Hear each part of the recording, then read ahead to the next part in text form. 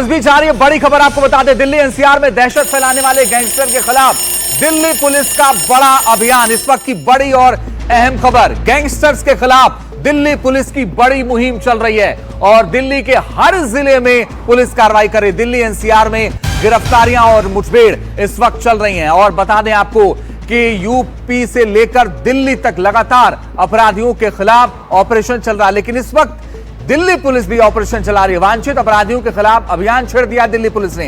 इसके तहत दिल्ली और आसपास के राज्यों से कई गिरफ्तारियां की जा रही हैं, मुठभेड़ हो रही हैं। ऐसे एक मुठभेड़ के बाद लॉरेंस बिश्नोई गैंग के गैंगस्टर काला राणा ने कथित सोशल मीडिया पोस्ट में हरियाणा पुलिस को धमकी दी है। कहा हमारे भाई को फर्जी एनकाउंटर में मारा गया। फर्जी एनकाउंटर कैसे होता है हम बताएंगे। भाइयों की हत्या का हिसाब जरूर लिया जाएगा। तो जो दिल्ली पुलिस कार्रवाई कर रही है उसमें बड़े पैमाने पर अपराधियों की गिरफ्तारी भी हो रही है और एनकाउंटर भी। एक रिपोर्ट आपको दिखाते हैं।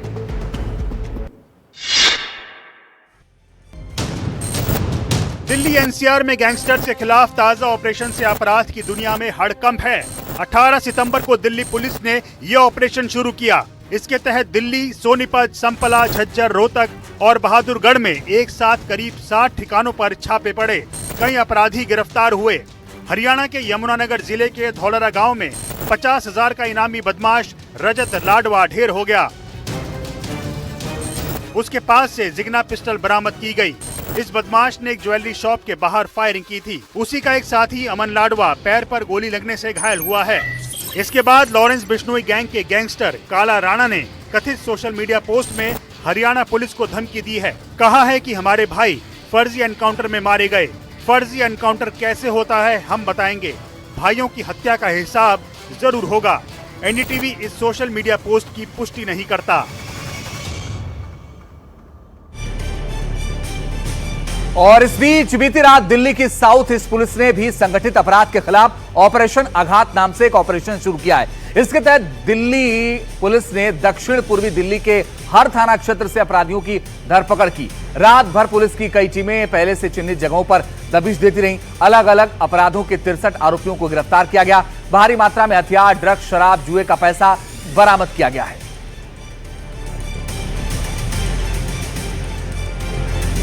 हमारी दिल्ली पुलिस का जो अब रिन्यूड फोकस है वो गैंगस्टर और ऑर्गेनाइज क्राइम है।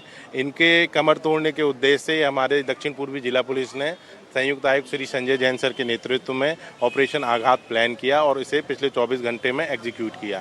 इसके एग्जीक्यूशन में हमारी 50 से ज़्यादा टीमें, 500 से ज़्यादा पुलिसकर्मियों ने एक साथ जो चिन्हित अपराधी पहले से हमने कर रखे थे वहाँ पे रेड की और इस पूरी रेड की सफलता आप इसी से अनुमान लगा सकती हैं कि हमने 15 sophisticated pistol, 24 live rounds, 16 knifes जिसमें डैगर और बटन नाइफ्स शामिल है, इनकी रिकवरी की। भारी मात्रा में एनडीपीएस सब्सटेंस जिसमें गांजा, एमडीएमए और हेरोइन शामिल है उसकी रिकवरी की। इलिसिट लिक्वर पे कार्रवाई करते हुए हमने लगभग 6,500 क्वार्टर्स को रिकवर किया और गैम्बलिंग में हमने लगभग 78,000 रुपये कैश में रिकवरी की है और टोटल 63 अपराधियों को दक्षिण पूर्वी जिले के जो 15 थाने हैं, हर थाने से अपराधी अरेस्ट हुए हैं। ऐसा एक भी थाना क्षेत्र नहीं है जिसमें ये कार्रवाई ना की गई हो। तो आइए अब आपको बताते हैं कि दिल्ली पुलिस का ये ऑपरेशन आघात है क्या और दिल्ली पुलिस कैसे इस पूरे ऑपरेशन को अंजाम दे रही है, ये आपको समझना चाहिए। देखिए, दिल्ली पुलिस के ऑपरेशन आघात में साउथ ईस्ट पुलिस की 50 टीमें और 500 से अधिक पुलिसकर्मी इस पूरे ऑपरेशन में शामिल हैं। इस दौरान 63 आरोपी गिरफ्तार किए गए हैं।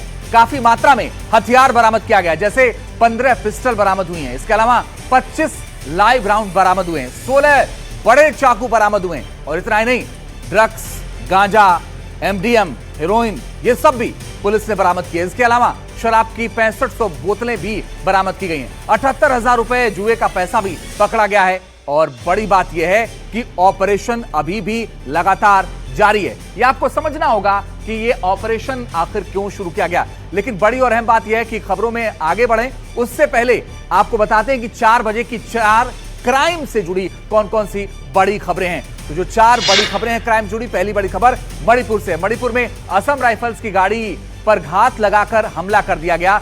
2 जवान इसमें शहीद हो गए हैं जबकि 5 जवान घायल हुए हैं। आज की दूसरी क्राइम की खबर, डीपीएस द्वारका समेत दिल्ली के कई स्कूलों को बम से उड़ाने की धमकी मिली। स्कूलों को खाली कराया गया। जांच में अब तक कुछ भी संदिग्ध नहीं मिला है। तीसरी बड़ी खबर राजस्थान के जयपुर से है, जहां पर सेंट्रल जेल से 2 कैदी फरार हो गए हैं। पाइप के सहारे जेल की दीवार फांदकर ये कैदी वहां से भागे हैं। और चौथी बड़ी खबर राजस्थान के धौलपुर से है, जहां पर जमीन विवाद को लेकर 2 पक्षों में झड़प हो गई। फायरिंग में एक युवक के पैर में गोली लगी है। तो बड़ी और अहम बात यह है कि 4 ये जो बड़ी खबरें हमने आपको दिखाई।